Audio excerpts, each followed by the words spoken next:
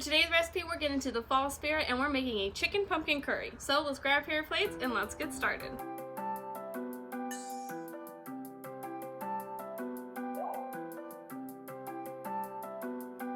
For this recipe, I put a whole chicken in the crock pot, I filled the water to the top, and added a bunch of vegetables. I'm talking bok choy, cilantro, leek, ginger, garlic, all kinds of good stuff. I put it on low and I let it cook all night long. This is the end result. Next, I took a cooking pumpkin, which is a sugar pumpkin, and I cut it in half. I cut it from the bottom up because it's hard to get through the stem. Next, I scooped all the seeds out with a spoon and put the seeds in a bowl of water. If you've seen some of my other videos, then you know that I don't like to heat up the house, so I took these pumpkins and I salted them lightly to pull out the moisture and threw them on the grill at 350 degrees on indirect heat.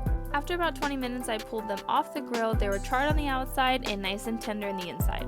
I scooped the inside out of the pumpkin, put it in my food processor, and I blended it with cinnamon, cumin, salt, pepper, and a bunch of other spices. Now that we've made our chicken stock, and our pumpkin puree, we're going to start the curry. As always, I have all my ingredients right here in front of me.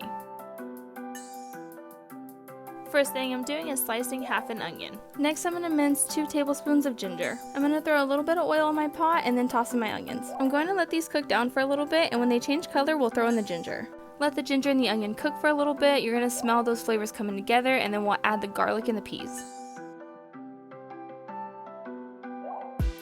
I took 2 cups worth of chicken from the crock pot and I tossed that in as well. Next, I'm going to add all the spices, which is coriander, cumin, yellow curry powder, salt, pepper, onion powder, garlic powder, all kinds of good stuff.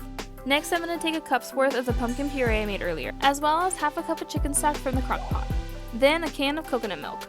This recipe has quite a bit in it and it took a day and a half to make, but it's so good and I really wanted it to be packed with flavor, and it was, so I'm happy with it.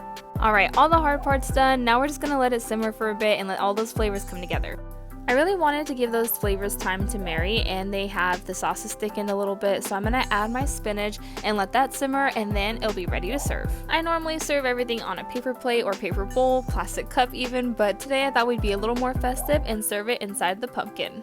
This recipe was so much fun to make. It really wasn't that time consuming. It was festive, it was delicious, tons of flavor, and we got to serve it inside of a pumpkin, which is sort of fancy, so I loved it.